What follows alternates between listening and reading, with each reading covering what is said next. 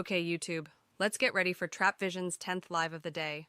To become a watch enthusiast, start by setting a budget, learning basic watch terminology, exploring different brands and styles by visiting watch stores, trying on watches in person, and gradually building a collection with entry-level timepieces while focusing on aspects that interest you most, like design, history, or complications. Actively engage with the watch community online and in person to further your knowledge and appreciation for watches.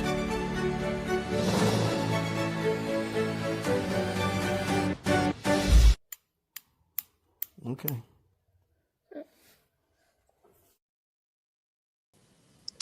Yo, what's going on, YouTube? Welcome in to another live stream. My 15,000th live for the day. Y'all know I love going live. And I have the infamous, you know what? No. Hold up. I got to put you on a higher pedestal, bro. You are the upcoming, the king. If Darth Vader started out good, bro, you are that guy. Are you calling me a Sith Lord? I'm okay with that. Sith Lord? Okay, all right, let's go Sith Lord then, bro. We got Watson James. What's going on, bro? Hey, Trap, good to see you, mate. It's been a little while since we've had a proper chat. Yes, bro, it's been a while. Welcome in everybody that's coming in. Yes, we Australia's in the house, okay? All my Australians, man. Hannibal's in the building. The rich chick is here. What's going on? I saw you live. A little bit of your live earlier. Got to go back and watch the rest of it. Tony Woe, Spectrica Troll. Okay, all right. Today we're gonna have a general conversation, and I don't know. We may even have another guest on. I'm not sure, but I do know that it's been a minute since me and you talk watches, bro. And this year has been very interesting, to say the least. It's been a big year for me and a very interesting year for me. So it's been cool. I'm telling you this.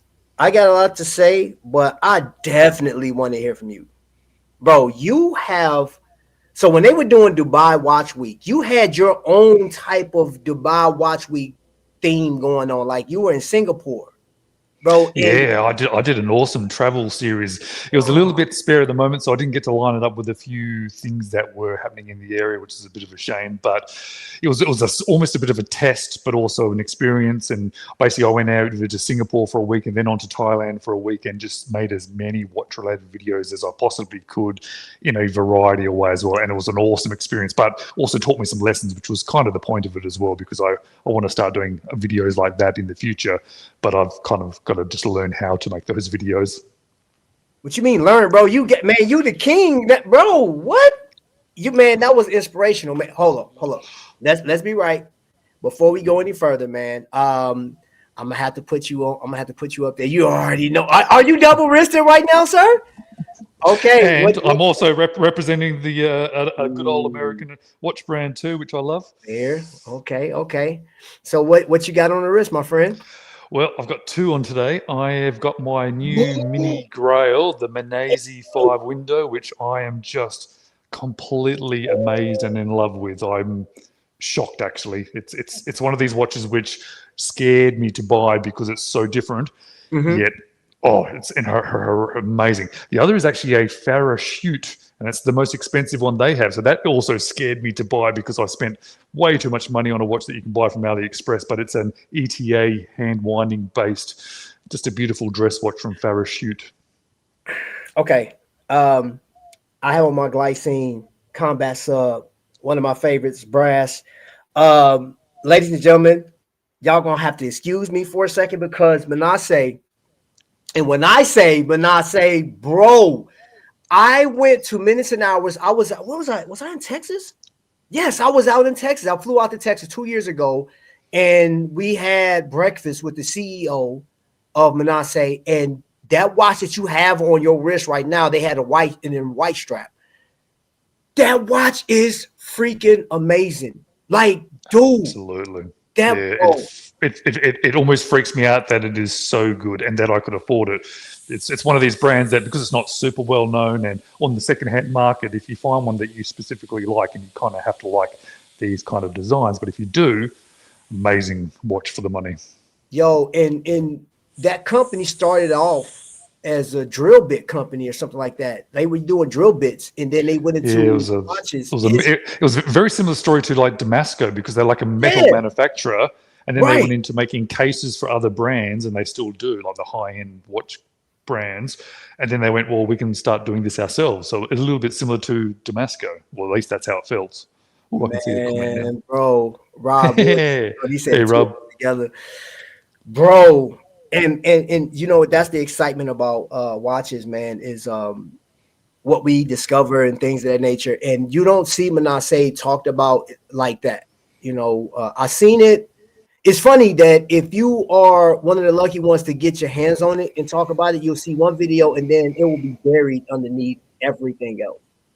You know what I'm saying? Like, it was interesting. I came across them last year, I think, and I just put them into the category of they're cool, but they're way out of my price range. Right. And then actually when I was in Singapore, I did a video on Changi Airport about the watches, and I got to try one on because I was in one of the stores inside Changi Airport, and I thought, wow, that's incredible. And when I got back home to Australia, I thought, how about I jump on Chrono 24 and see what these are like on the used market? And yeah, literally I came across this one. And then I went on a selling spree because I promised myself I'd have to sell watches to buy this one. Yeah. And it took me a month, but I did it and I bought it. Wow. What in the 2025 recap is going on? Manasseh is fired, man. Yes. So we're at the end of the year, bro. Like, we're in December, man. We got Christmas coming up, and bro, we have had a crazy year, you know, and like I'm talking about from every watch show that I've seen, you have been on a tear. So I don't want to deviate from anything else, right? But because I really want to focus on your year, bro. Your year. What else to say? you literally, you took us down the route of AliExpress. You took us down the route of your grails and watches that you have just gravitated towards, man. And I got to put you on a spot tonight, sir. So I hope you're ready. I know you weren't expecting this, but I hope you're ready for this. You go for it. So starting off the beginning of this year, even throughout the tariffs and stuff like that, in the first part of this year, what watches were you looking forward to the most? Well, I had an interesting start to the year because I made a big decision to cut down my main job work hours from full-time down to part-time. Okay. And by doing so, I obviously halved my income as well, which is a little bit scary. So my previous years working my way up to buying a Grail watch and affording the Grail watch suddenly changed because the money I had set aside for that, I just wiped out as part of if I'm going to have a year working, earning less money so I can make more videos and things, partly the reason, well, I'll give up that Grail watch money that I've got there. So this year I was more about trying to focus on micros because it was maybe in the slightly more affordable range, but also just trying to find interesting watches. And it ended up being a bit all over the place because I was being a little bit more careful with how much I was spending this year because I was a little bit unsure of financially how things would go, having worked less hours. As it's turned out, it's been perfectly fine, which is fantastic. So it's been a bit of an interesting year, which is probably why there's been more AliExpress watches on my channel this year than normal, because I've been a little bit more careful with how much money I'm spending. Just this year because it was a bit of a trial for me just to see whether or not this was even possible. So next year it'll deviate back a little bit beyond that and go back a bit more mainstream, still micros, still a little bit of AliExpress, but also more travel as well, because I enjoyed that experience and I'm definitely doing that again at least twice a year from now on. So, you know, I was doing, so like this year I've been like really focusing on, you know, a better health, right? I was walking when you dropped that video. I was literally walking. I was doing a trail. I was doing a 15-mile hike. And as I'm walking, I'm looking, I was like, okay, he's about to do some travel stuff. I said, okay, all right, I'm game. I'm looking at it. And bro, you took us on a complete journey. But before we get into that, ladies and gentlemen, if you want to jump down in the description box, I have his channel. If you like, most of y'all should know who this guy is, right? But if you don't know, this is Watching James, man, and he is wealth of knowledge. He's a watch enthusiast. He is a nerd about watches, right? And he will twist your arm in a good way. You'll love it. I promise you'll love the way he twists your arm, and then you want to buy watches and stuff like that. But you make it fun, bro. Honestly, the way you have like directed your channel, I think I told you this last time when we talked. When I found out about your channel, you were around 5,000 subscribers, man. And now you jumped. Like, are you at, let me see, where you at right now? You are, Have a look and see the number. bro, you are at 46,000.6.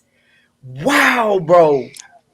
Yeah, there's been a bit of a jump over the last and it's the travel series. They've just really caught on.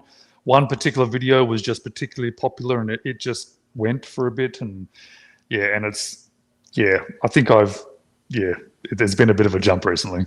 Man, now, okay, I don't want to jump right into the travel part, man. But all right, so in the beginning of the year, so you said you lost. Oh no, you cut back on your job, and we know how that is, bro. Because I cut back on hours. Like, you can't go out and buy some of the watches that you want. So you've had a lot of companies like cooperative, and they're sending watches, man. So from that, I hate to ask you this, man, because you've shown so many watches, but are there any standout watches that you look like, okay, this watch has to stay in the collection, or I have to, like, I will stay with this particular company? Are there any watches in the beginning of the year that you love more?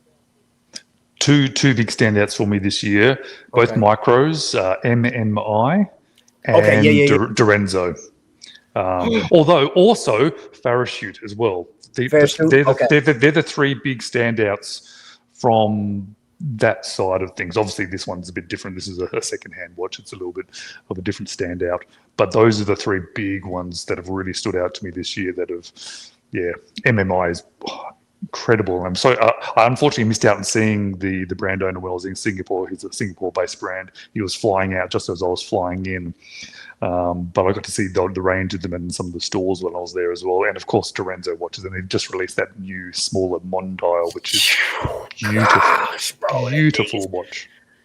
Malaysia on the menu next year. So you going to Malaysia? Are you going to Malaysia possibly? My plan next year, I'm definitely going to go to Melbourne. That's one place I'm going to go. There's a good watch scene there. There's a micro brand owner called from HZ Watches who's opened his own micro brand store, which features a bunch of micros like from Erebus and things. So I want to go see him and see the brands and go see Second Hour. And then I'm considering Japan.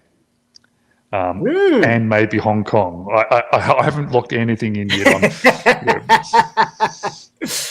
Well, I'll tell you what, this is your fault. When I got that Mil 40, that is your fault, bro. That is your fault. Yeah. But I'm glad that I absolutely liked it. This watch, I enjoy this watch so much, bro. And I still, at one point I will have a Panerai, but somebody had asked, I want to say last week, what's a good Panerai homage, bro? The Mil 40, this watch is phenomenal. It's so comfortable, man, and it's great to look at that movement on the back, man. It's beautiful, man. The blue impressive what they do with those prices. I think it's the best quality watches at the low price that's coming out of China that I've experienced. And now I think the best is going to be the Parachute, and obviously San Martin is brilliant too. So it's nice that we're getting this bigger range of watches as well. Yes, there's the super affordable watches, but then there's also the homage watches, but then there's the less homages and better quality watches as well, which is it's nice. We just get more access to more watches, and we get to choose what we want. Yeah. So I'm telling you guys, it'll be a treat for you to go check James out for this one reason. I would say go back through his catalog, and you have a lot of it, man. You know what? Let me see. How many videos do you have, bro? He has 829 videos. 829. And most of those are long form videos. There's only probably 50 or 60 shorts amongst them. But you do have some decent shorts, man. I'm trying to do one of them a week. It's funny. Yesterday I sat down and I made 10 of them all at once. That was my whole day, making 10 shorts, and then I can spread out one a week. I do them in batch lots. Let's see what is going on. Thank you for sharing James's channel. They're one of the OGs Type 20 manufacturers during World War II. Oh, bro. Beautiful watch. Thelonious Checkout Handhard. I believe they made the original Type 20. Yeah, and then you actually have a homage to the Type 20, right? I No, but believe you I've had hands on with them. had it. A friend Okay. of mine, he's got one, and I got to play with it, which was nice. I got to see the Hand Heart range a while back when I visited a store over the east coast of Australia last year as well. This year, that was quite nice. It was nice to see the range of these watches that you see that you don't normally get hands on with. Yo, so let me tell you this, bro. I'm actually doing a hand heart video with somebody, an unboxing hand heart, right? And that's all I can say about that. I can tell you that I looked at these watches. Hand heart is absolutely beautiful. That Pioneer Mark One is that right now because you can't get them, you can't find them. Like I saw one that's in my state, it's gone now that the person bought it, but for a reasonable price too, cheaper than what I thought you can get it for. But that is a grail piece for me at this point. And Oh, they're bro, lovely. I'm going at one point. I'm going to. That's a watch that I definitely want to get. I don't know. I'm going through this whole military watch kick. I'm going through this whole thing, man. I don't know, man. It's like field watches, aviators, bro. Like that's it. I don't know. That's where I am right now. I can't focus on anything else. I'm really in love with that. I love the tool vibe of it. I think it's keep me grounded. I mean, because I think about when I served, I literally the watches were a part of us. That was a part of our extension of us, right? And I do appreciate. I still have a lot of my watches out here, like all of my digital pieces, and some that didn't make it, that got tore up during training and stuff like that. They're in pieces, bro. But I'll never get rid of them because they meant a lot to me. But yeah, so getting back to you, sir. I will say thank you for doing the AliExpress stuff because I went to AliExpress, bro, and that thing, if you go by yourself over there, there's thousands of stores to go through. And I was like, dude, and I'm just telling you guys some behind the scenes stuff. If you've never experienced AliExpress and this is your first time, um, James is a great source because, dude, there's no way that I would want to do it. Be honest. I leave that to the trained professionals, and I consider you a trained professional on this thing, man. So with that, let's fast forward to right before you started. Is there a watch that you got from a company that will never leave your collection? Yes. Again, it overlaps with that Singapore trip as well, the Vario Empire GMT. I Oh, love it. It's a beautiful, beautiful watch. It's my favorite from the company, but it was also a very nice gift from Ivan, the brand owner, whilst I was there speaking to him actually at his studio. So that one there it's a watch that I really like, but it's also has that connection now to that trip that I did. AliExpress has come. Yes, they have, man. It's come a long way, AliExpress. I think AliExpress watches, just like every other watch, it should be part of your collection, not always just your sole collection. Like I know I've got Right. 4 amazing AliExpress watches in my collection of 25, and it's a nice section of my collection. Okay. So would you? Okay, since you said that, I want to ask you this because I've seen these videos, man. Like the top 5 watches you should own, or this, that, and the other.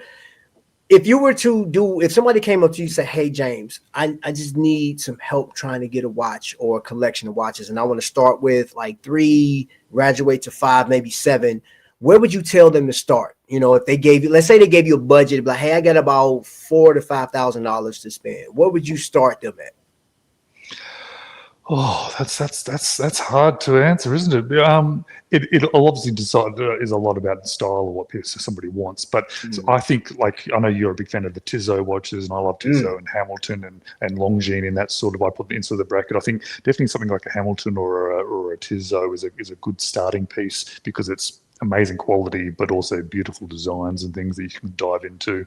Seiko, mm. it's a bit hard not to throw them in there, especially for like a prospects diver. I think if you're going to Yeah. get a good diver in your collection that's solid, that you're just comfortable and happy to wear, one of the prospects divers like the Sumo or the Samurai, they're my 2 favorites. And I think for the money, they are still very, very nice. And that would actually leave then quite a bit of money still available to get something a bit fun. Like you could literally buy one of these. Mm, mm. And Yeah. how amazing would that be to have like an everyday Hamilton, have a nice quality diver, and then something incredible. Bro. Yeah, that's Grail level. That is Grail level. And you just, man. And then jump onto AliExpress and buy a couple of cheap things that you can just knock about with too. Yeah. Oh, you know what? You did an episode, bro. What was the episode where you had a bunch of this like nice dress watches? Because you were asking a question. So I think you showed about the 10. Shoot. That's this brand. Bro. So it's funny because everybody was asking me about this brand, and not just from an AliExpress perspective, because they're either saying these are the premium brand that's on AliExpress, or here's a brand that's available also on AliExpress. And I went, okay, I better go look at these guys.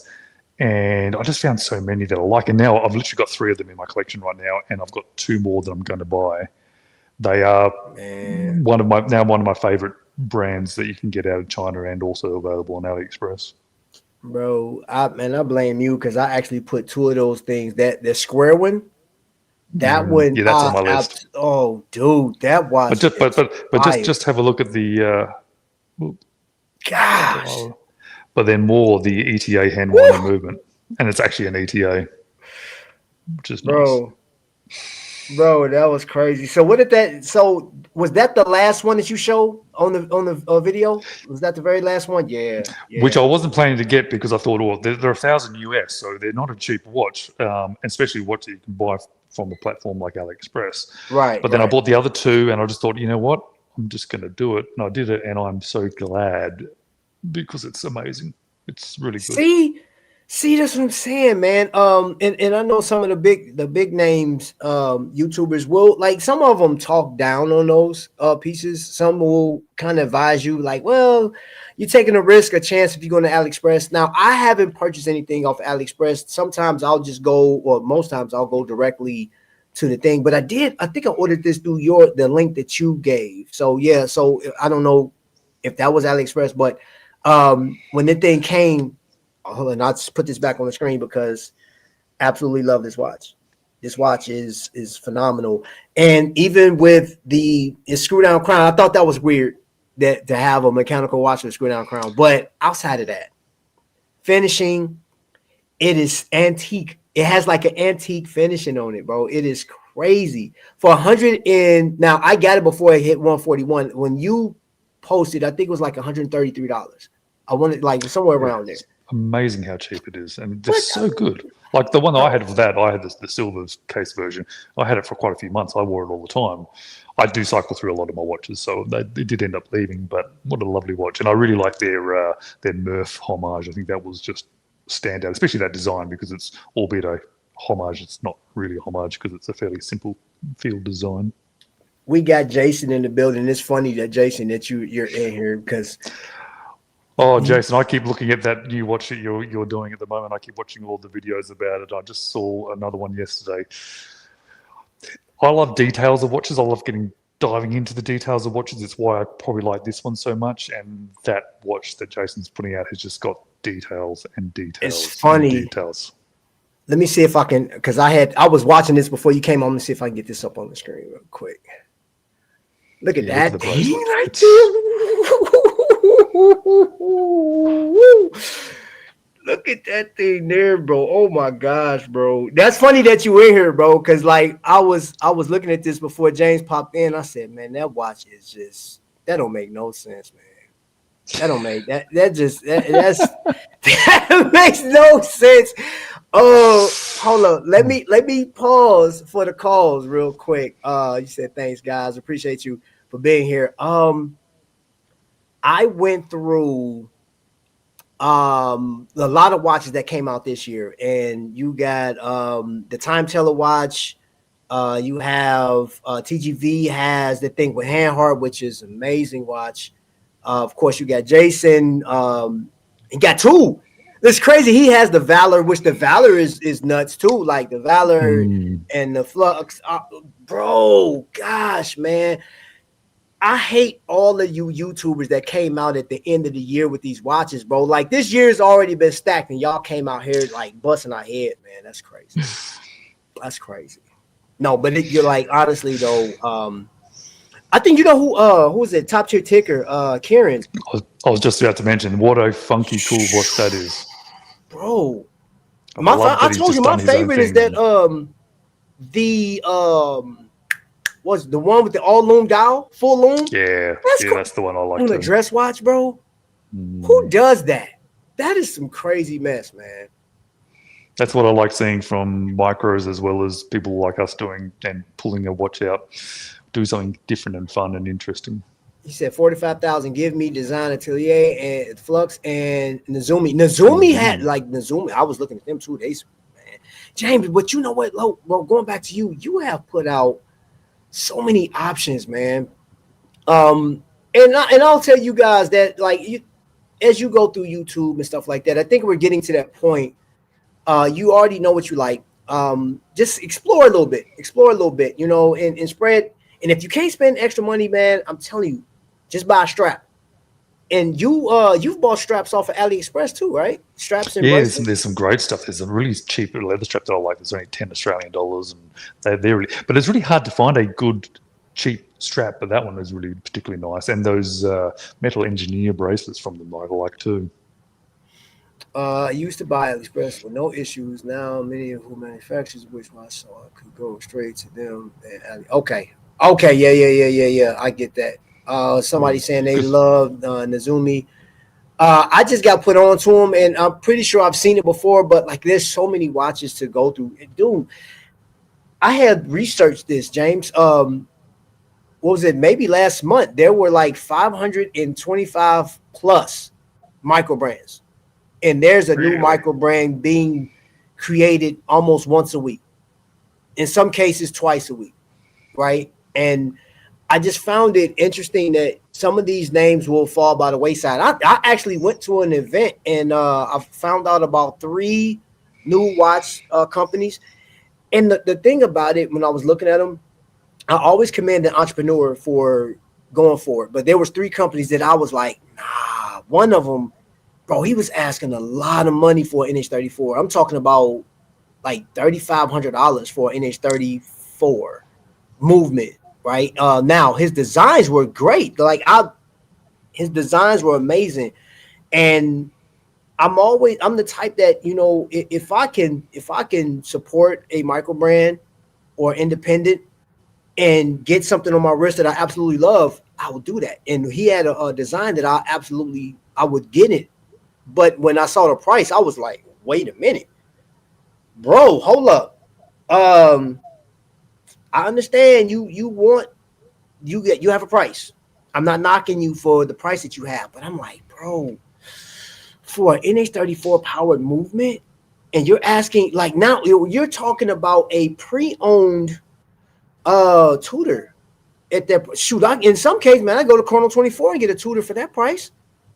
Bro, matter of fact, I have Moya Jewelers. If I walked in Moya Jewelers with $3,500 right now, I'm walking out with a couple watches.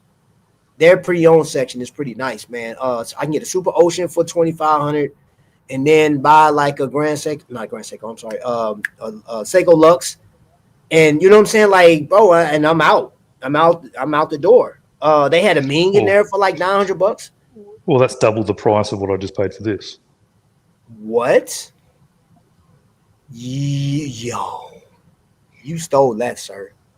Oh, it was a good price, especially when you consider they were, I think in Australian dollars, they're like $7,000 Yes. new, and you pick them up for $2,500 secondhand.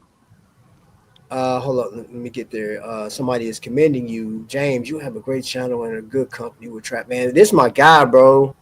James is my guy, and bro, I gotta say, man, congratulations, because the last time I looked at your numbers, bro, you were at like just at the 30,000 mark. You were like at 26.5 or something like that, dude. I'm like, when did you get 46K? That's crazy. Very quickly, it's snowballing, and it definitely the travel series was a big thing. I did that for me because I wanted to do it, and it was really cool and interesting, and I was hoping people would enjoy the videos, but people just loved them, which is brilliant. No, bro, that mall you went in where you had the Eiffel Tower and stuff in there, that was it for me, bro. That was such a cool experience going to that place. Gosh, man, now you have me. So that's one of my goals, man. And I know me and you talked last time about just coming out. Like, if you came to the States, Hopefully it's around the time where like there is either wind up or minutes and hours or something, like one of these events that you can go to. It'd be cool if you can come out to New York, minutes and hours if it works. I'm not minutes and hours, but wind up if that works for you. Because I haven't been out there, but I was looking at the videos. You had the rich chick was out there. She went live, and everybody, it was like 130 to 40 brands out there, and there was so much to do. Braemont and microbrands and Oris, which Oris is on my list to get. I absolutely love Oris. I've seen a lot of watches out here, but they have such vivid colors. I mean, the I don't care if it's blue, yellow, the greens, like they are so vivid. So let me see. Love James trips to Singapore. Yes, bro. Yes. So what possessed you to do? Like you just say, hey, I'm gonna go for it. I'm gonna vlog it and just. Well, I had 3 weeks off, just locked in, and with my workplace, I've got to sort of book it ahead almost a year. So I just sort of randomly put some time down, and I thought, well, what am I going to do? I don't really have too much booked in. I said, well, why not do a trip? And I was looking at going to Japan, but it was all a bit too quick and a bit too rushed. So I thought, well, I'll go somewhere a little bit closer, and Singapore is not very far away from Australia, realistically. So I thought, I'll just do that, and yeah, it just worked out. Okay, he said, tell James to get a Mont Blanc watch with a Minerva movement needed. He's telling you what, man, ain't no telling. Yeah, hey, bro, Megazord, yes, bro, that mall was crazy. When I left you that message, dude, I love going to different places. So I went a couple years ago. I went up to Minnesota, which is 8 hours for me driving, which is not bad. And I went to go see the Prince studio, but like that we went to the Mall of America, and this place is huge. Anybody that's been to the Mall of America, they have an actual Lego land in there. It's this huge dragon. They got Lego helicopters, life size almost. It's crazy. Wow. Going there. It's amazing. And so yeah, I lost my mind. And there's like thousands of stores in this place, man. You'll get tired walking through. A lot of food too. There's so much food, bro. Oh, what did you eat when you were there? What did you get to eat? Well, in Singapore, I was targeting laksa because that's one of my favorite meals. Okay. And in Thailand, I was trying to find a nice curry, but I didn't find as much as I'd hoped. I sort of forget, however, Australia is so close and part of Asia, realistically, even though it doesn't sometimes always feel like it, which means we get a really good Asian food in Australia. So I go to these Asian countries expecting the food to be incredible, and it is, but I forget how good we've got it here in Australia too. Oh man, I got to come out there, bro. That's on my list to visit, places to visit. I absolutely love Australia. You know what I'm saying? You guys got a lot of critters out there, though. A lot of big critters, bro. I saw you took a picture with a lizard on your wall, bro. That was crazy. Yeah, we got a couple of geckos living in the house, but they're okay. They poop a little bit, but they eat all the little bugs in the corners if anything gets trapped in here. So I don't mind them being around. Oh, hey.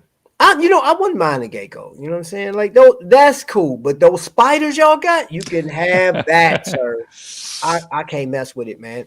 Okay, so I'm going to ask you this. Your trip, I don't even know where to start. Like, take us from the beginning, bro. The beginning. So you showed us the scene and everything, but like your experience, what we didn't see on the camera, like what was your highlights of this trip? Well, I sort of went there with the primary wanting to do was to go and interview Ivan from Vario Watches because they're one of my favorite micro brands. That was like my number one goal, and then anything else I did around that was going to be cool. So I got him locked in, and as soon as I knew I had him locked in, I then booked the trip. And then I reached out to a few other brand owners, and I also reached out to some of the micro brand stores that are there because Singapore is just a hotbed for micro brands and shops that sort of feature them. So I just tried to lock in as much as I could. I contacted everybody prior to going, so everything was pretty much sort of, they knew I was coming. And what was amazing, though, was just the hospitality of people. Like, Ivan accepted me in there. He shut down his whole sort of showroom for the time I was there. Red Army Watches, which, wow, man, Red Army Watches is the best shop I've ever been into in my life now because it just has so many amazing micros, and they shut down the store for me, and they brought me a coffee, and they were there helping me film. Then the owner of the store took me out for lunch, and then gave me a walking tour of Singapore. I was like, wow, it was that was probably one of my best days that I had away. It was amazing staff there, amazing brand, amazing owner, amazing watches. Just to see so many all packed into the one area as well. So that was one of my favorite of my whole trip that I went to, just because of the watches, but also the experience surrounding it too. Bro, okay. I will give you kudos, bro. That whole series, I was glued to it like watching Netflix. I was glued to it, bro. I actually went back. I had to go back and look again, because that interview that you did with him, and then the angles that you got, dude. So you were by yourself when you went out there, right, bro? Because I could have sworn you had a team of people with you. The way everything worked out, bro, that was crazy. Well, I bought a little bit of equipment. Like, I've got this really nice fancy camera stand thing now that I can move, and it sort of shifts and things. And I bought some lenses to add to my cameras as well, to my phone, because I used to use my phone. But these nice high quality lenses, which give you this nicer sort of thing. I've got a better microphone now, so I invested a little bit of cash into this one with the idea of it makes the trip easier, but also then I've now got some stuff to use longer term as well. And I know it worked out quite well. I still learned a few things, and that was kind of the plan. I want to do more and more of this travel watch related stuff, but I've not really done much of it before, so it's a learning experience as I go. Just like my normal videos, it took me hundreds of videos to sort of learn how to do it. So this is just going to be another version of that, I think. And I wanted to do lots of different stuff. Which is why I've got like a walk through this secondhand watch mall, and then I've got a brand owner interview, and then I've got a store visit, and then I've got a couple of reviews that I've done in the locations as well. Sort of one of the Vario watches I did a review of whilst I was in Singapore, so it's a review with Singapore in the background. So that was kind of my plan. That man, see, that right there is gold to me. That is gold. And then I just told you backstage that like across the board, YouTube, watch horologists, whatever they want to title themselves as.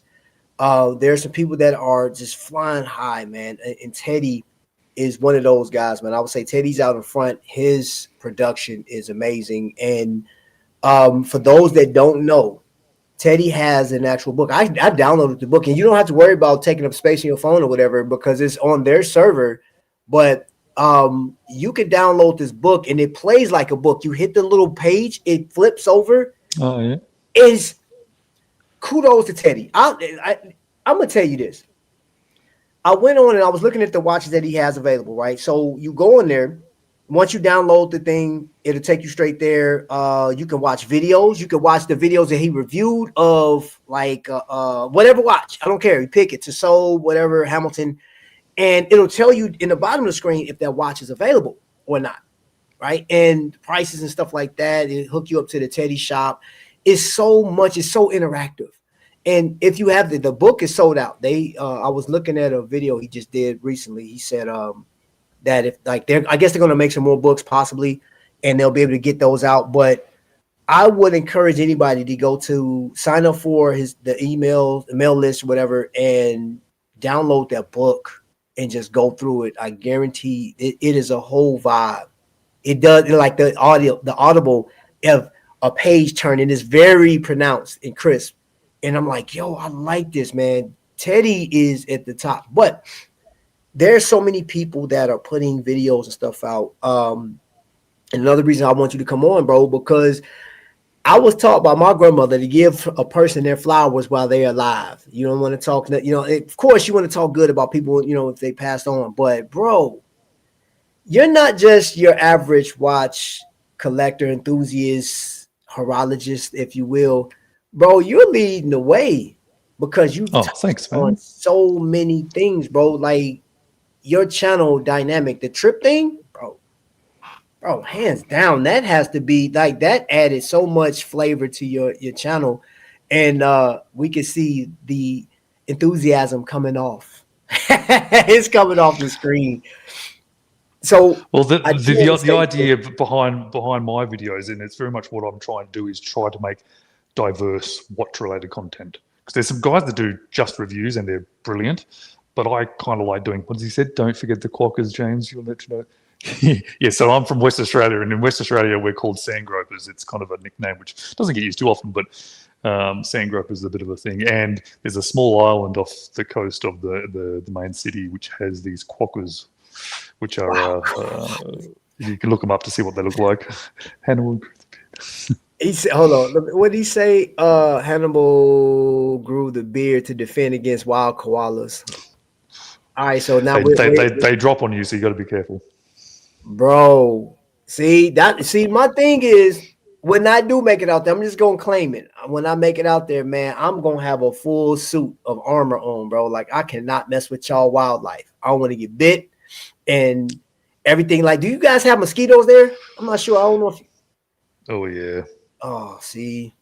I'm living up in the tropics at the moment, and it's the mosquitoes and the sandflies that are actually the biggest issue. Yes, we've got crocodiles as well swimming around occasionally, and a few critters, but we don't really see them. But it's the sandflies and the mosquitoes that cause us most. Gosh. Whoo! You know what? When I went to Iraq, I was in Mosul, and the flies there are so stupid big, man. They're like, these flies are crazy. And it's like they wait for you to open the door, and they right in. And I'm like, what? They're like kamikaze flies, bro. They just get in there and they irritate the mess out of you, man. And they're all in your face. And yeah, you can hear them. Like, you could zzz. I'm like, it's almost like a bee or something. You know what I'm saying? So yeah, anybody's been to Iraq know those flies are, and there's a lot of them. It's too hot to fly. I'm like, why? It's hot out here. Why are y'all around? Y'all should just be dead somewhere or in some shade. Well, they can't have shade because there's nothing out there. They don't have trees out there in Iraq. There's no trees. There's no trees, bro. There's no trees. And so you can't protect yourself from nothing. That's why, I don't know. I was hot. I lost a lot of weight over there, man, because it's always like 115 degrees on a regular basis. When the sun goes down, the sand is burning hot because the sun is beating on it. And like your feet are sweating from just walking across the sand. It's still 90 degrees at like 12 o'clock in midnight. So yeah, Iraq was a very interesting spot. And they got a lot of snakes out there. Drop bears. So you said you got bears that just follow you. That's crazy. Drop bears is the Australian sort of ongoing joke with non-Australians. We all agree that there's drop bears, and we tell everybody about drop bears, but there's no such thing as a drop bear. Okay, so there's Peter Costa. Oh yeah, Peter Costa has. I like his music. I love his music. Matter of fact, there's some great people out there, bro. But James, you're different, bro. Like you're building a lot of bridges for everybody, right?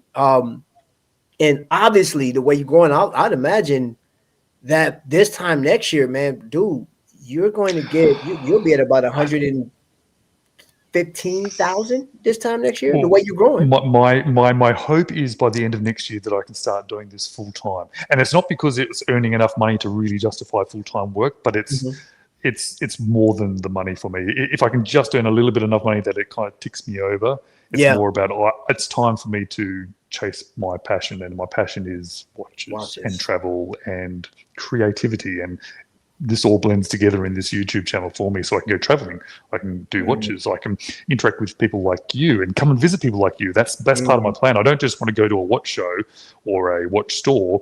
I want to come visit you, and we can sit down and do a video together physically. So that's all my plan. I want to go to the UK and do it with a couple of guys over there. And I want to blend it all together, keep it all very watch related, but blend it all together in one sort of thing.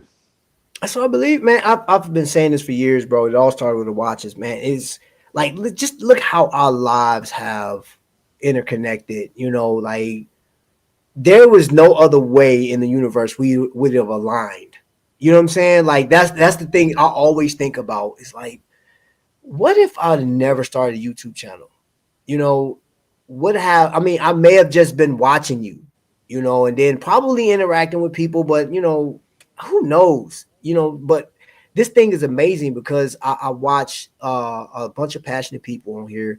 That was the other thing too with the because I went, saw when I went live on Instagram, and I was asking that question about what do people think about YouTubers making watches, which I can imagine you will have the opportunity if you haven't started already. Hint, hint. It's just ideas in my head at the moment. Yeah, you actually built the watch and did some stuff on here. You showed us how to put stuff together, man. I can see you. And then, as a matter of fact, you took us on a road trip before you started doing this. When was that? That was like what, several months ago. You Oh yeah, jumped when in I the was going to truck and drive, then yeah. took us on a road trip somewhere, and I was like, Yeah, you know, I'm down it's for a that. 3-day drive to my local city where I normally actually live at the moment. So it takes 3 full days to drive there. It's 3,000 kilometers. So what's that? Like 2,000 miles or something like that. Okay, let me see. I want to make sure.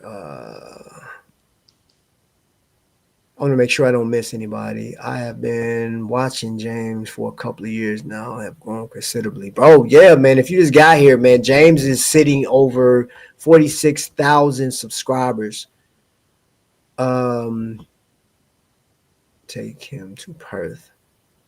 So Perth is where I normally live. That's my normal city. That's the city from Western Australia. But at the moment, I'm living just for work reasons in a different location. Okay, I hope you have a good Christmas lunch party, man. That's always dope going to those Christmas parties. Ben 10 is in the building. Wrist check. All right. What do you have on? You have a Type Ooh, 20. Okay. Ooh, I wee. like the Type 20. They're pretty Ooh. watches. I love turning them over, and I like seeing the movement. Mmm. Big Goldie. I wanted some weight on the wrist today. Sorry, I'm having trouble connecting to the internet. Oh, be quiet. Ain't nobody talking to you. Is that Alexa or Siri? Alexa. This was a gift that was given to me some years ago, and I disconnected it. I didn't want to talk to it no more. Lord have mercy. Sounds. Oh, let me see. What is he saying? Sounds thing I like to do too. That is, and so I'm a huge supporter of that, bro. And anything I can do to help you get to that thing, man, sharing your videos out and stuff like that, I will definitely do that. I think there needs to be an award show for watch YouTubers.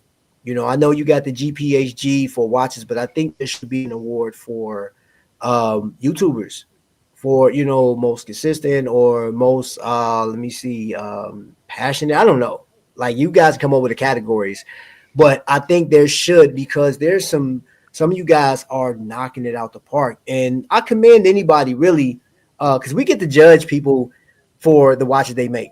You know, even if they're not on YouTube, right? All the micro brands, you know, like from Visitor to Fair and Sweat, Phoebus. Well, I'm sitting here looking at my Phoebus that I turned into like a Constructicon Mm, strap. I Yeah, love Phoebus.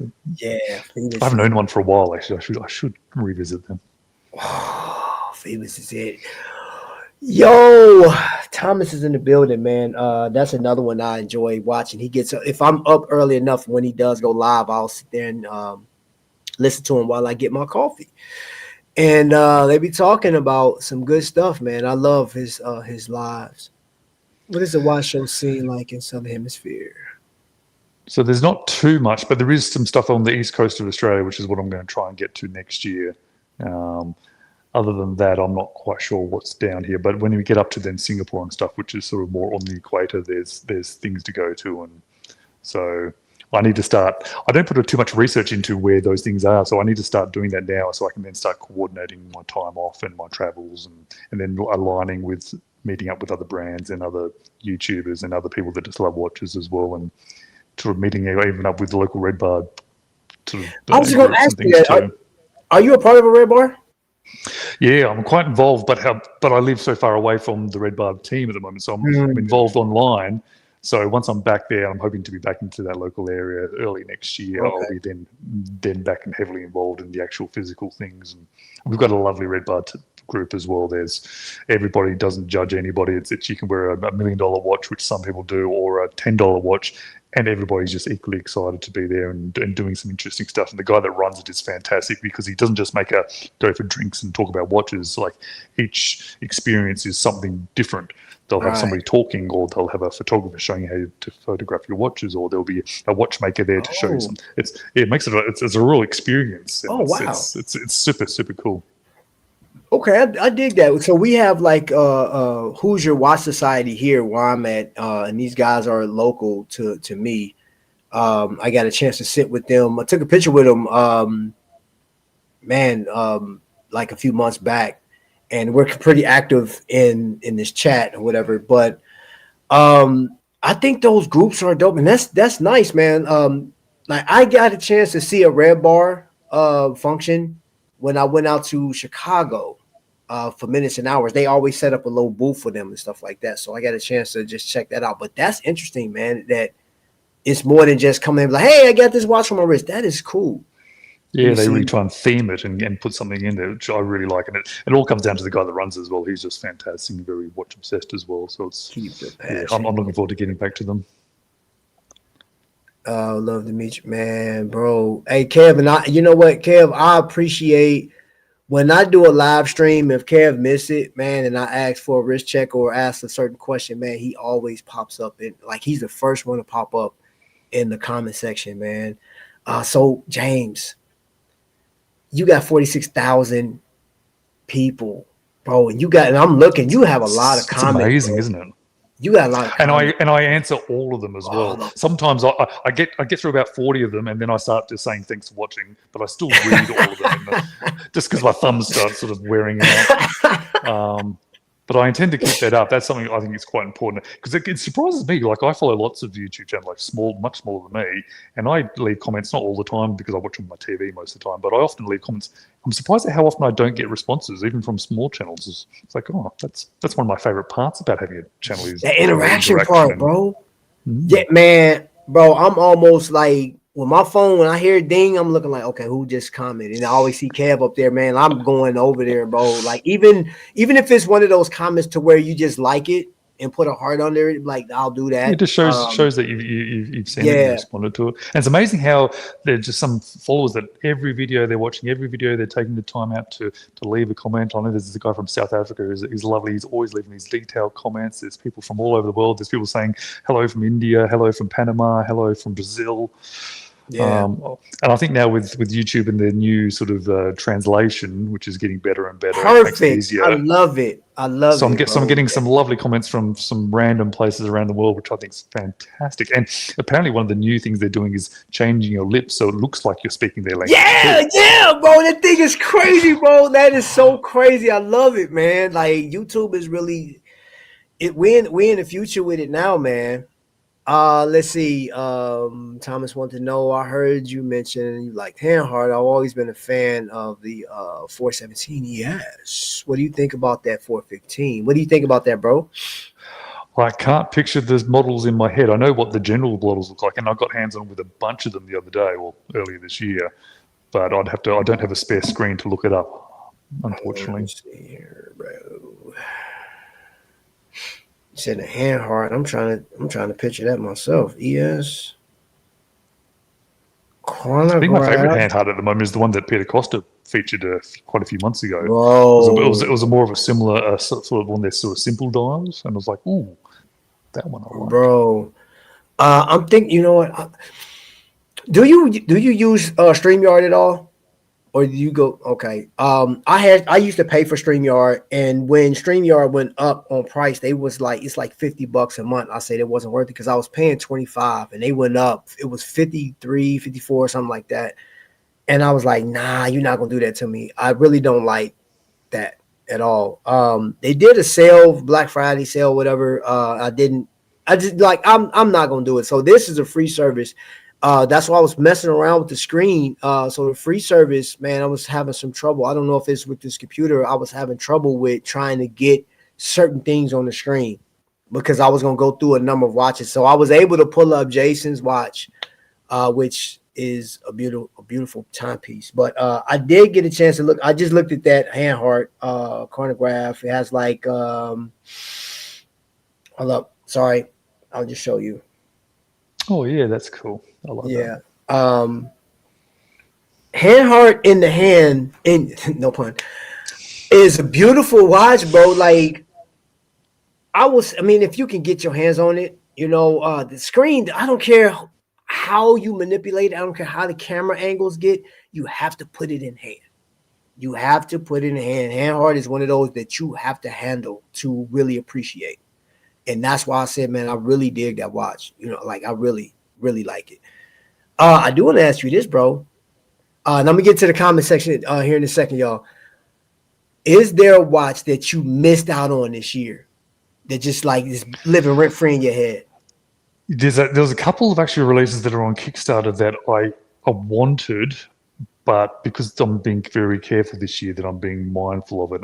There's one an Indonesian / another brand that put something out that unfortunately didn't actually end up going through on Kickstarter. They didn't get enough backing, but that one, it had a 3-split dial with 3 different materials, and they're just trying something new, I think, now. But that one I really liked. But yeah, this year's been, because I've just been very careful financially this year, just to see what the numbers are.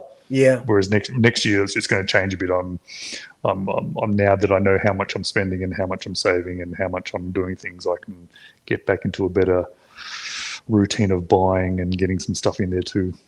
Man, we got to get you up there, bro. Like, and I know that does come with people sharing and talking about it. And I think people do a good job with that. You know, it's similar to I was watching a Netflix special. A friend of mine was telling me about the Sean Puffy Combs documentary. Like, hey, you got to go see it. I went over there and watched it. It was like, yo, this is crazy. And so I told somebody else. And this is how you take your favorite YouTuber to the top, to where they can do that, man, because your sponsorship deals are going to be amazing. And I was listening to Mr. Beast. Like it was he was on his podcast, and I remember watching this kid, you know, years ago. I don't know, maybe 10, 12 years ago, when he was just in a little video game chair, just talking about nothing, just playing games, you know. And I remember when he did the whole Logan Paul 100,000 times, and then next thing you know, this dude is legendary, to where I just looked it up. Mr. Beast is worth millions and millions. I think he's close to $100 million or something like that. I think that's how much he's worth. Like, that's cool. It's amazing, and he built it himself. That's what I'm quite enjoying. Like, this is all me. Everything I've done, I've figured it out myself. I've done it myself. Nobody's helping me. My wife does give me a little bit of a hand occasionally, but other than that, it's amazing what I'm building, and that's just a nice satisfaction. That is a beautiful question too. For James. Well, this is the thing. I've got 3 or 4 ideas. Not that they're going to come to fruition anytime soon, but obviously, if you put out a watch, the idea is you kind of want it to be more affordable, because, as you said with that other watch you're talking about, if you go all out and go, you make your own dream watch, you might end up with your dream watch, but then nobody buys it because it's $3.5 grand. Mm-hmm. I think what Kieran has done recently with Top Tier Ticket and that nostalgic watch is the way to go, in regards to he's made it semi-affordable, relatively affordable, but done something different and interesting. And it's completely different to anything else you can buy. And yes, okay, it ends up being niche, but I think this is a niche world, and there's no point trying to make a watch that's for everybody, because if you do that, well, go buy a Seiko, or there's other things to do. I think you're better off niching down and making it fun. Something interesting and fun, and still relatively affordable. But it's interesting though, and to everybody who's watching, how many people we got watching at the moment? I don't know, but I'm releasing an episode tomorrow.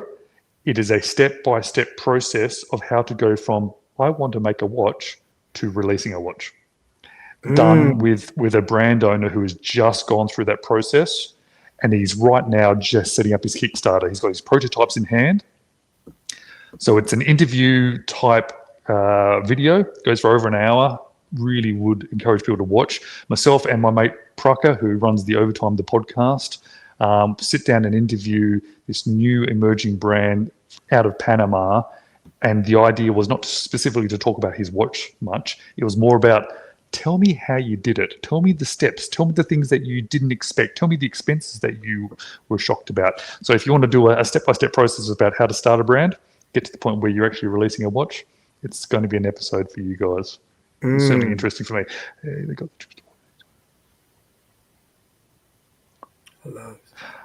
it's the Christopher Ward watches, and I had the Trident Pro 300. I think it's the most perfect watch you can buy. Nothing you can say about it that is wrong. And I love Christopher Ward. I think they're beautiful watches. What's up, House of X? Welcome in. Welcome in. Let me get to the bottom of these questions. Okay, I want to make sure I didn't miss anybody. Thank you guys for keeping me up on everything. Um, okay, he said he's working on his battery. Somebody, hold up. There was somebody said they got a Red Bar watch. Oh, Christopher Ward does a lot of Red Bar stuff. My local Red Bar had one of their GMT watches, and they do a custom case back, so it's a Perth Red Bar edition Christopher Ward, which I think is quite cool. I quite like that Christopher Ward does those editions for you. Albeit, if you have a look on their website, have you noticed how complicated their website is? I get lost. Oh my God, bro! Yeah, Too many options. I'm actually going There's to make a too video many. about it, saying I love Christopher Ward, but oh my God, I can't even figure out what you sell because of your website. And so, man, I went on there, and it is a lot to go through, man.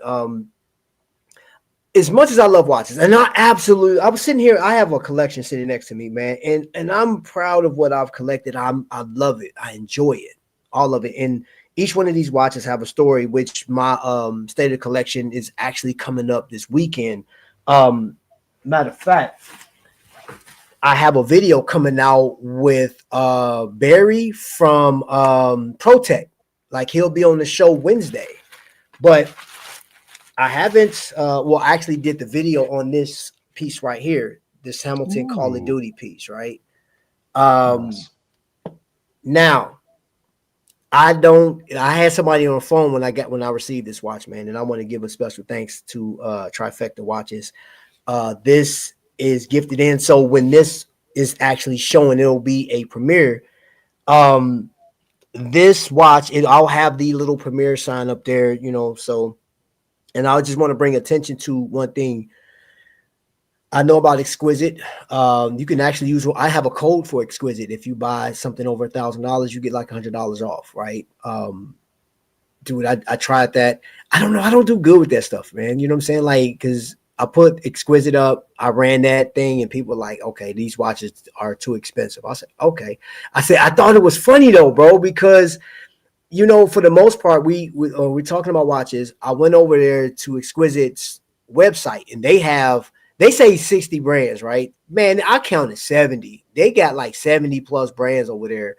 And I was going through, they had one watch that was like $700,000. And I remember posting that watch. I was like, hey, use my code and you can get this watch today. It was like $700. It's a bargain. Right. You know what I'm saying? You get $100 off. Hey, I said, why not? I went for it. But the thing about it is, you get Saltzman's and you have Reese Nichols, Moyer, but the brands or the ADs like Trifecta, I respect him because he's not old money. This guy is like the equivalent of like Jason starting, the Flux and stuff like that. It's a guy that has a dream. He loves watches. I'm gonna start my own store. And he was telling me how, like, what it takes to run this store is crazy. So, like, how you doing this, and I'm actually working on something behind the scenes with just Indiana brands. And this thing will come out at some point next year. Because it's a lot of information to get, just like what you're doing, bro, which, again, love what you're doing. But the thing about Trifecta is when I go live, we get a chance to see the store. You get, like, he has the estate section where you're not going to see those watches online, but you get to see a man that's passionate about watches, and he loves business. He loves community. And that's why I support it. And the fact that him and Mark, this is a Christmas gift. This is a Christmas gift, right? And the thing about it, man, you guys will know. I'll tell you guys. My son was an avid player of Call of Duty, right? And I haven't purchased a Call of Duty game in years, but I bought this one. I bought the Call of Duty 7 in his honor. And I dedicated this video, this live, this box, this watch is dedicated to him. So that video's done. It'll be up and it'll premiere Wednesday night after me and Barry do our thing. So we should be live in the afternoon some point, but then that'll come out later that evening. But here's the deal, James. We love watches, right? We all love this, and I like this question that was asked. And I want people to think about that. If you were to start your own watch company, if you were passionate, and I will recommend, because you know we're gonna be watching you, James. You know we're gonna watch this video, bro. Yeah, answer that question, y'all. Like, what price points would you start a watch at? Because I'm working with the company right now, man. We were talking. I wrote a bunch of stuff. Making a watch is tough, bro. It's tough, bro. Very, very tough, and God. and I think when you start going down that pathway a little bit, even just researching yourself, it actually opens your mind a little bit to why certain watches are the prices that they are. Because I know quite a few micro brands that are releasing watches and they're making nothing on them, just purely because they're trying to get their name out there. So it's interesting. Woody said he's wearing the Joker. The Which Victor Joker. which Joker watch are you wearing? Let's see. What did I see this comment, James? You still got it? Oh yeah, I saw that already. We read that question. I'm sorry. I do have a Christopher Ward in my collection. I've got the Series 1 Dartmouth, which is one of my most worn watches, and it's one that's staying with me. Thanks for reminding me. I need to call Barry. Yeah. He just sent me over some pictures of what he has, man. I think he has a pretty decent brand. And hopefully I can get him linked to. There's a couple stores here that I think he will do well in. And you know what, man? You have a goal of traveling, and you want to do some stuff. And I love traveling, bro. I've over the course of me doing YouTube, I've been to Pennsylvania, New York, a bunch of cruises, right? I got to get back on some cruises. I'm actually going on a cruise in 2027, and that one is going to be. I know I'm gonna love this cruise because I get to do the watch battles on this cruise. We're gonna do the battles, and it's gonna be a tournament style leading up to the cruise for the people that's actually going, and then we'll have a championship bout, bro. I cannot wait to do this. And then the winners, I'm just going to tell the winner, whoever wins, you're going to get a nice watch, a nice timepiece to go on your wrist. And it may be custom, that's what you get, because I'm working with somebody right now for this. But just going back to that, building a watch is it is a passion project. You have to love it. Look, now if you are the type that, and I know somebody that did this, if you're just trying to do a cash grab, there's a bunch of like AliExpress brands you can grab real quick for the low. If you invest, let's say $4,000, $5,000 on these watches, you could just stamp some stuff, put an NX35 in it or a cheap quartz mover, and then just move the needle. I know 2 people that did it. I hate those watches because they look cheap. They look cheap, and they're like mall watches. But if you are passionate about it, this one thing that I said I like what Jason did. Of all the people that came out with watches, bro, he came with an expensive watch. And it's not just that's okay. No, that watch is crucial. I fell in love with it off the first time. I was like, oh, and then I want to say it was like a day later, 2 days later, here comes the Valor. I said, wow. I know. AKA that some people's calling it the Batman. I call it the Nightwing. Because that's what I call it. He's one of my favorite characters. I love Nightwing. Yeah, I call it Nightwing. That watch, man, he killed it, man. But yeah, you mentioned something earlier, and I love that because that's how I think. Is if you were to make a watch, and this goes for anybody in the chat, bro. Like, because I've talked to some people in the chat about watches, man, and there's some great ideas out here. Some of you guys are sitting on a gold mine, I think, honestly. But there's one idea that I keep pushing out to everybody. I don't know why nobody's doing it, and maybe I'll do it one day. Is if you create a watch, create a case that fits perfectly to an SKX bracelet, because there are so many SKX bracelets on the market that you can just buy. If you create a watch, and you just sell it with the leather strap, and then they can go and buy an SKX bracelet, and if it's fit perfectly, so it melds into that watch deliberately. That is a good one. So you don't need to then create a bracelet for the watch, because there's expensive SKX bracelets, there's cheap SKX bracelets out there. It means you can just sell it with a leather strap, and then they can go and get their own bracelet and know that it fits perfectly. Okay, so Jason and Hannibal pretty much got the same question. Trends that you guys are seeing for 2026. and I'm gonna say this, Hannibal, like we kind of mentioned this earlier. I think because this is the 100th anniversary for Tudor, and I personally, I don't know. I just said that maybe they come out with a line of red watches, possibly. I don't know. I have no idea what maybe they'll bring back that Rolex Tudor sub in red. That'd be interesting. That would be interesting. I think that will shock the world. There'll be a lot of buzz around that. There'll be a lot of talk around that. I don't know, man. I don't know. What are your predictions? What do you think? What are you seeing possibly happening for 2026? I think independents are going to get more of a run than they already do. I think a lot of people that are out buying their luxury watches, they've sort of got what they want now, and the prices have steadied on those. And I think people are going to pivot a little bit more towards these amazing kind of independent brands from the higher end stuff.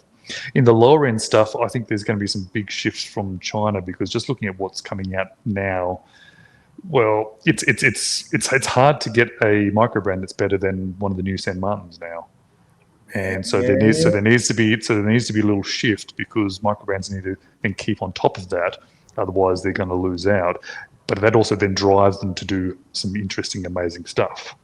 So I'm expecting some interesting, amazing stuff, because that's what micro brands do anyway, which is what's so fantastic. You're just dial types and case shapes and loom types and materials, and they're pushing the market at the other end. So I'm expecting to see some cool stuff, and I'm interested to see more niche stuff. But I think that's where I'm in with my own journey, though. I think so. I'm sort of thinking that way.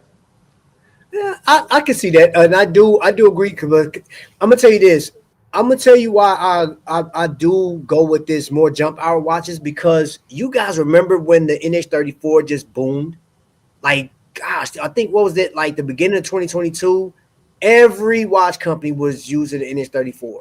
Like, it was GMT heaven. Like, it was GMTs everywhere. Collar style, and then the 9075 started rocking. So I would say I know the GMT phase isn't over, because there's still like more companies, but I can see jump hours and possibly pocket watches. Well, with Christopher Ward's new release, that's an interesting one. Actually, that's kind of one of my grails for next year. Is I've found a company in, I think, Arkansas. They do pocket watch conversions, but it's a watchmaker that does them all himself. A little bit like that brand Vortic, I think they're called. So I'm quite what's the Sandman's got a lot of Lego. They do have a massive leverage. If you've not experienced one of the new generation San Martins, they used to be great, but now they're just incredible. It's a different level. LJP will be the new Salida. I can dig that. But we do have one thing on that topic, mate. Did you see the news about Studio Underdog? Yes. That might change some things. Yes, bro. Man, bro. I don't know. You know what? I just don't. The one thing that we were talking about, because I think with the tariffs, the tariffs did take a lot of wind out of the sail. There were a lot of companies that kind of scaled back. There's some that need to scale back so others can flourish, because like some people got stale. I don't know. You know what's interesting? I don't see anybody knocking Seiko off the box, because the Seiko's raising their prices with everything else, but they're not giving you as much as these micro brands are for the same price. You know, you got companies like Traska. That's a watch that I wish I'd have got my hands on. Like, Traska is killing it. Oh, who is that? Matter of fact, I just looked over at my Noctua timepiece. I saw that DK literally, he always messing around. He loves the stainless steel, man. He took that bezel insert out and replaced it with the stainless steel. That watch looks sick, man. Oh my gosh. It's already a looker. And one thing that I'm actually really quite liking at the moment as well, and Noctua is exactly this. It's a small company or a one-person sort of micro brand, but they're actually hands-on with them. And like he's putting those watches together, and another brand, Perpetual, out of Hong Kong, he's hands-on. He's not a watchmaker hand chiseling stuff, but he's heavily involved. So you're getting these watches that are not just a mass production or ordered from China. You're actually getting something that has had hands-on experience by the brand owner who you speak to, and that connection is nice. And you end up with something that's a little bit extra special because you know it's also been checked and double-checked and had that hands-on from the brand itself. Man, let me see. They're hinting at open and retail. Oh yeah. Open and retail, bro. Okay, let me see. I'm gonna make sure I'm gonna respect your time too, bro. We've been on for an hour and 14 minutes. Okay, so you got a video coming up on making a watch with you, like you're interviewing somebody. It was one video outside of all the other videos you did. One of my favorite videos is when you talk with your dad, bro. That was awesome, bro.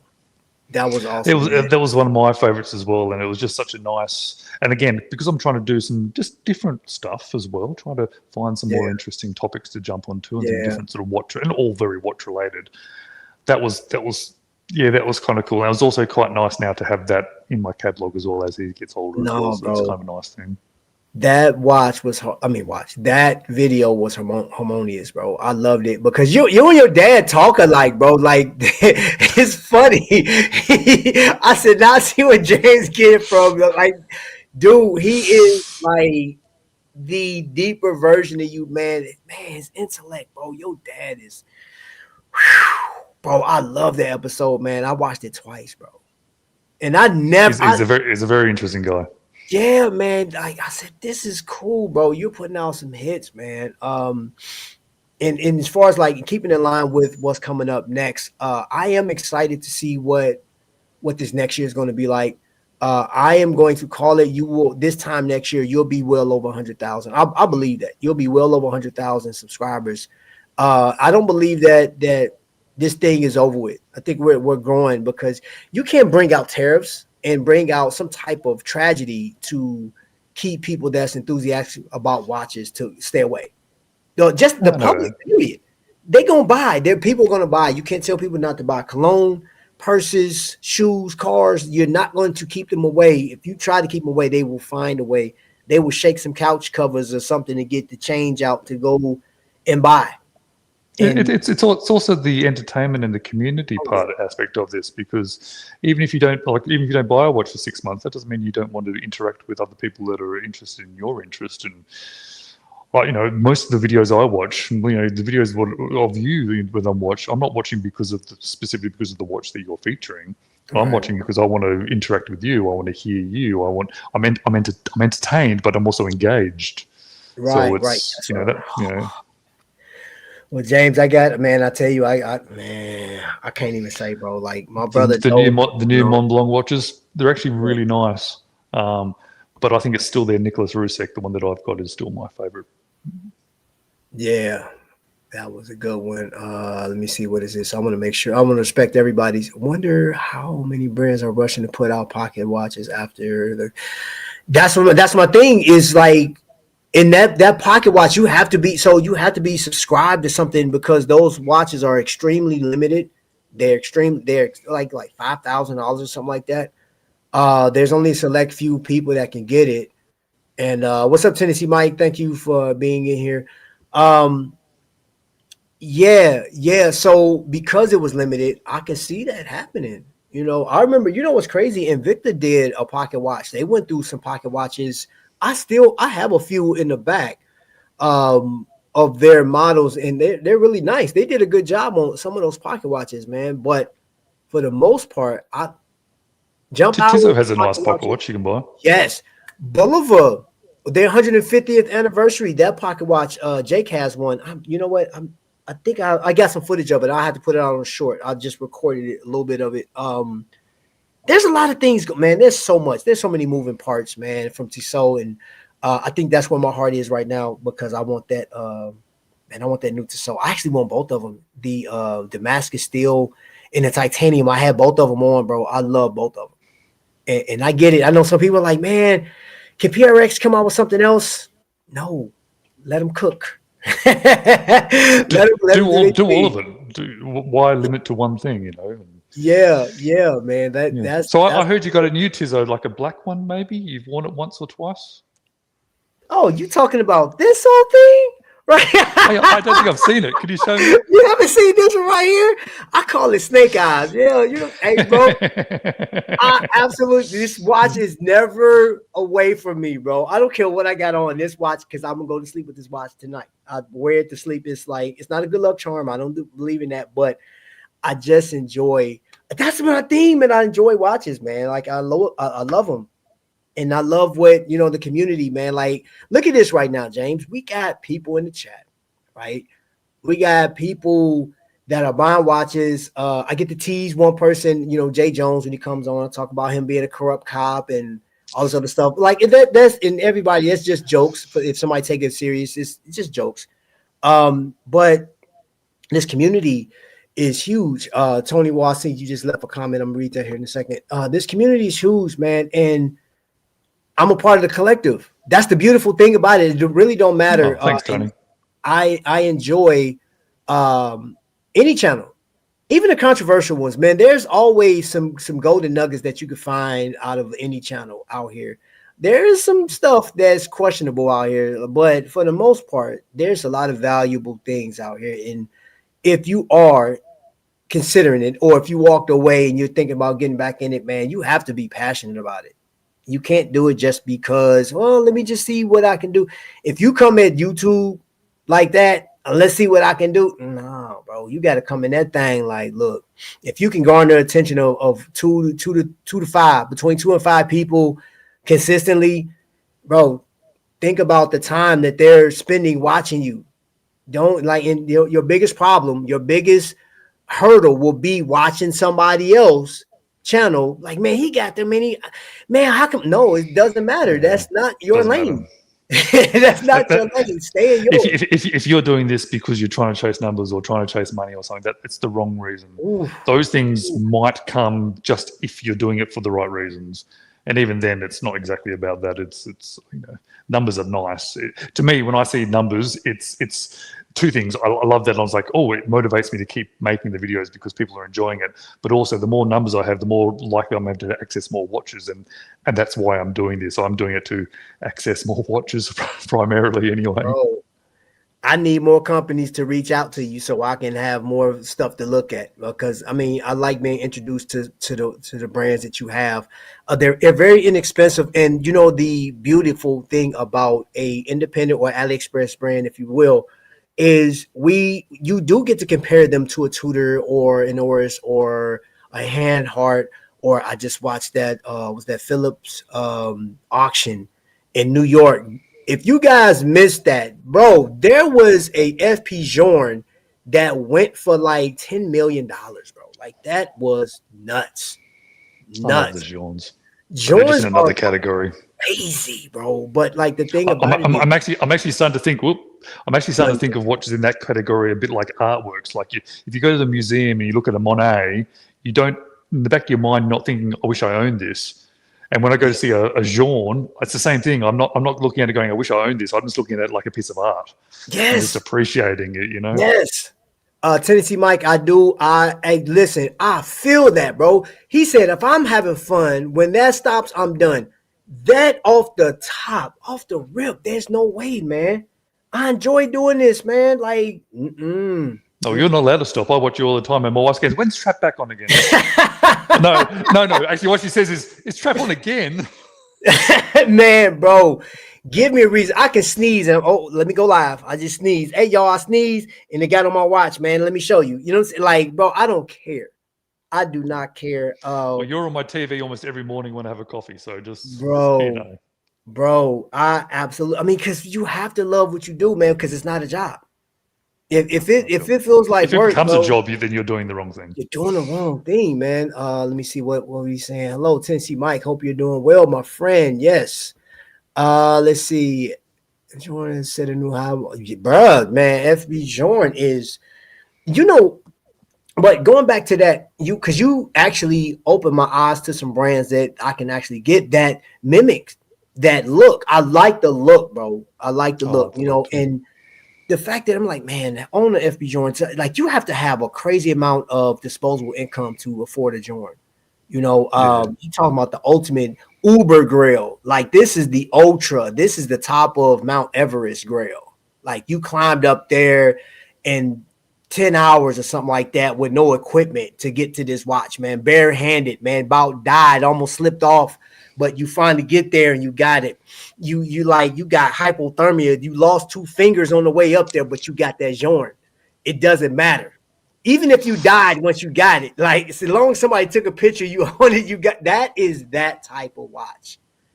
Well, there's a watch I'm going to buy early next year, and it's a homage of a Jean. I'll send you a picture of it. Okay. And oh man, because I think you'll quite like it if you like that. It's because I'm never going to own a Jean. It's just they're not even like I'm not going to own a Monet either. So it's that same sort of category for me. But speaking of that, with those categories, and same with sort of the artworks, there are lesser known artworks that are affordable and lesser known brands, but that are still.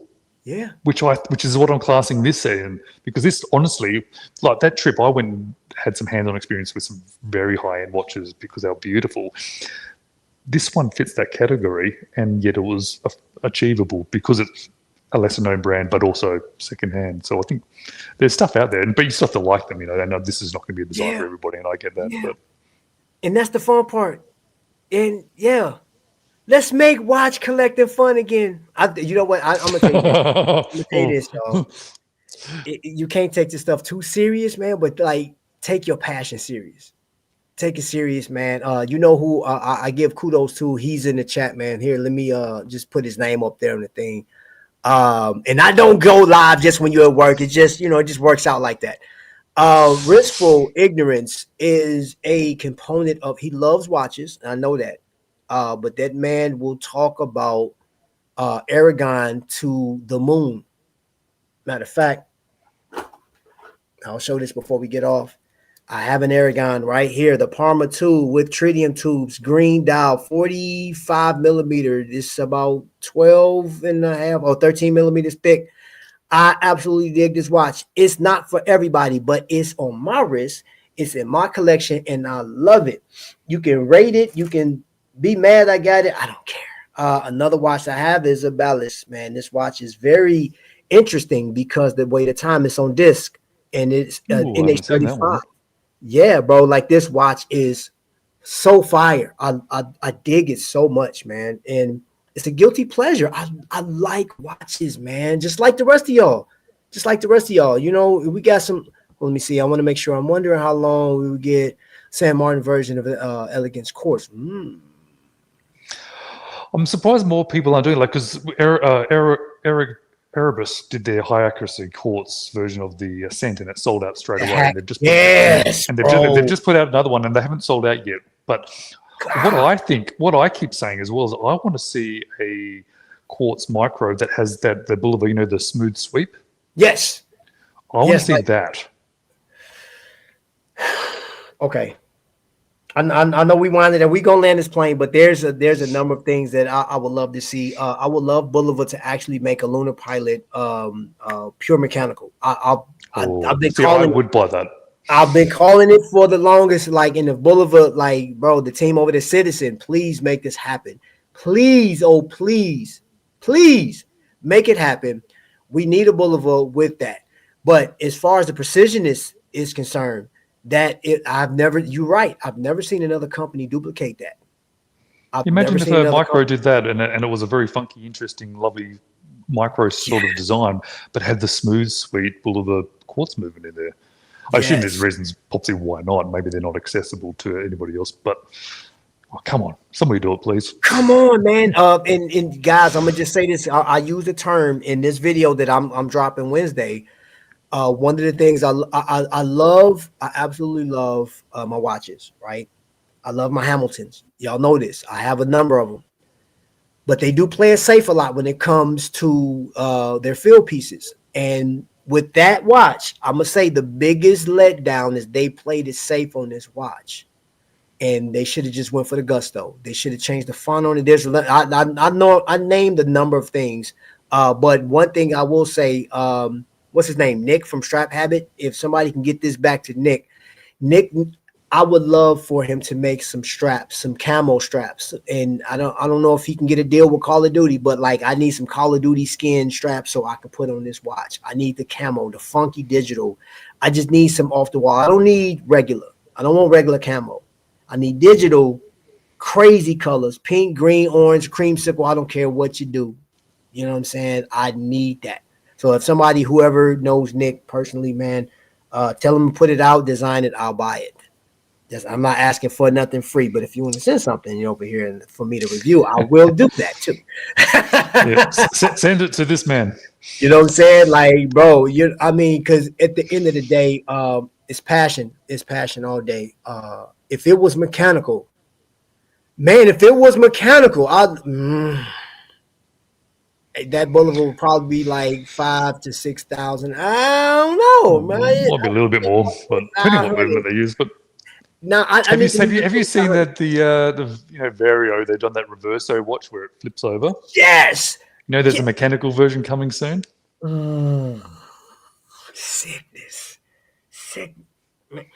Man, hold on, I had to take my glass off for this, and this is what makes me mad about one thing, bro. Invicta. Do you know that in the 70s, Invicta, before they went out of business, they let out a number of mechanical watches that they popped up on eBay a few months ago. Those watches went for $5,000 and people bought them. They're gone. I actually saw one of them in person. I got a chance to put it on wrist and everything. I may still have a picture of it. That watch has an 18 karat gold case back on it, right? And this a 41 millimeter beautiful sapphire crystal. This watch is freaking amazing. And I'm like, I don't know for the life of me why Invicta, they can continue to make their big stuff, like make all this stuff because people love that. People gravitate towards that. But like, did you not know that people like the vintage stuff? And they could have brought back the vintage pieces. They did one, and it was a failure. I was like, okay, y'all played it safe. I'm like, the people at the helm of Invicta, and they know I'm saying it, you went asleep at the wheel. They thought that they were in their own bubble, like, well, let's just keep driving. I don't care what those other watch companies are doing. Sam Martin was secretly coming out, like Pagani was coming out with some better stuff, and like, look at them now, coming out of AliExpress, watches that's hitting at the $300 mark that will put any Invicta to shame right now. Anyone that's out, any one of them. There's $150 Paganis that will embarrass these watches. It's impressive what they do. Bro, I got a couple of them that will put these things to shame spec-wise. And Invicta is one of the oldest companies out here. 1837, man. Come on, bro. But they not. So let me put my glasses back on. I'm off my soapbox. All right. So if nothing else, it'd be nice if they just did both, because they're a big enough company that they can have what they're doing now and also have a vintage line and also have this line. But I guess they must be making money what they're doing, so they may be thinking, why would they? I don't know. You know them much better than I do. Bro, it's sickening. It's sickening. Sellita is rumored to be making upgrades to Sellita 200 in 2026. That would be good to know. You know what? I'm gonna tell you something too. Sellita, they bounced back. I think they did a great job because what was that in 2023? Their factory got hit by a tornado and they lost a bunch of their movements. I think they did a great job pivoting and bouncing off of that. Man, that was crazy. How's the coolest? Yeah, jazz piano player doing. Yeah, I hope everything is well. Vario. Yes, I have a full video of it. Saw it in time zones. Yeah, man. Again, James, you're doing such an amazing job, bro. Such an amazing job. Oris is getting 10-day power reserves on some models. That'd be sick. I know some people are not into the power reserves. I like power reserves. I mean, dude, if I can get a 10-day, gosh. The barrel on that thing got to be massive, bro. It got to be 2 barrels or something on that thing. Have to be, yeah. Yeah, like for 10 days, bro. The TSO-PRS course has the same moves as the Erebus. That's a watch that I do want to get. And I blame all you guys that have an Erebus. I blame all you. I can't stand on James. You're the biggest culprit, bro. You're the biggest culprit. I love it. But again, with those, because he's got so many dial variations things, it's if you find the right one, because I've handled a few of them and some of them are nice, but if you find just the right one for you, it's like, well, I've got the Black Helix 39 Ascent and it's just the right one for me, and it's such a cool watch. Oh, see. So anybody that's an Invicta collector right now, that's game right there. Boom. For your information, they could do better, but they choose not to. They put out the cheap stuff, man, and go on trips and cruises and all this other stuff off our man. Come on, bro. Man, I was such an Invicta fan, bro. I was like, bro, I was loving it when I was riding that cloud, bro. And I was like, man, I want more. I want to see, but I started seeing other watches and other things. I was like, wait a minute, dude. Like at one point, I was paying up to $550 for like a quartz piece, and then I found out that like now, this is before COVID, but that same quartz piece is going for like $110 now, and I'm like, bro, that is trash, bro. Y'all, come on, man. That's one of the things that just pissed me off about that company. He said Grand and Victor. They did have a lot of Grand stuff. Grand, man, it was heavy. I actually got boom. This has a Salida 200 in it in diamonds. It's a big boy. It's amazing how varied the watches are. So they are trying and doing lots of different stuff. So because you can get the bonkers sort of Venom or something, but then you can get something with a Salida and diamonds in it. It's Norcane. Oh, I dig Norcane. It's a bit pricey though, but I think it's a fun brand. I like Norcane. Gosh, I remember when they first came out, they weren't as expensive they are now, but what is it, the Wild one? Oh, it's such an amazing watch. And I think it's like it can take a beating. That you can drop. That's like the equivalent of a G-Shock. That thing could take a straight beating. Beautiful watch. I like them. But they just, you're talking Tudor prices. You're definitely talking Tudor prices, man. So yeah. All right, y'all. I'm gonna let James go, man. James, bro, it's always a pleasure talking with you, bro. Man, I can do this. Like, we're gonna have to do this again. We have to do it again. Please. Yeah. Anytime. And I'm always happy to chat watches and also. We'll, because there's some other stuff that we didn't even get to touch. And stuff like that, and then like on the next one we'll talk more watches and stuff like that. But ladies and gentlemen, if you made it this far on the replay, man, drop your questions in there and I will forward them over to James. If you don't know about James, man, go down in the description, you'll find his channel and just have a run of whatever. He has everything. If you want to start at when he was traveling, start there and work your way back. Just have fun, pick and choose whatever. Your thumbnails are crazy. We'll talk about that later. We'll talk because your thumbnails. I'm having way too much fun with them. Yeah, I see don't care if anybody likes them or not. I like them. I see that, man. Grand Seiko, Citizen Siosa, great chat, all of these shows. Thank you guys, man. I appreciate it, man. So you guys already know what it is, man. We'll be back on here. Next show will be for me Wednesday. For James, yours coming out tomorrow. Tomorrow my time, so it's whatever it is now. What is it?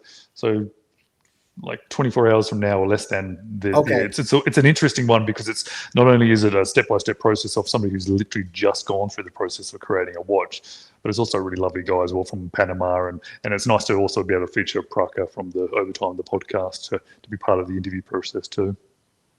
Okay, hey, my man Noctua Watches just came in. Your watch was featured on here tonight, so you know what I'm saying, bro. We were just talking about you. Just talking about you, bro. This thing is like a G.I. Joe play set, man. You got to get it home. You got to get one, bro. You have to get one. I beat the brakes off of this watch. This watch has been through hell and back, and I'm gonna tell you this: I lost about 25 pounds wearing this watch. Yeah, this very one. This is with me every day. You can put that on the package now. Buy a Noctua. Lose 25 pounds. Exactly. Say, hey, it's a weight loss. Not only am I an enthusiast, but I'm a client. Hey, ladies and gentlemen, thank you guys for spending your valuable time with us. I'm still in that from you. He's probably in the bed. He's probably in the bed right now. We're talking about the Mr. Professional. You know who you are. Thank you guys, though. Know who he is. Appreciate you so much, man. And until the next lightning strike, y'all be blessed. We out of here.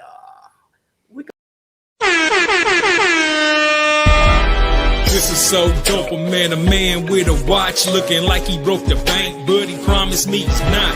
He said he got started from his wife and a pop's watch, face so fat the band had stretch marks. It shines so bright that you can see it from Mars. Man, he blinded me, reflecting headlights from the cars. He's got to be a rapper, baller, or a movie star, but nah, he's too humble to be all of the above. So he said my name is Trap, oh, cause you bees in the trap. Nah, it ain't even like that, and he tilted his bull's cap. Introduced me to his wife,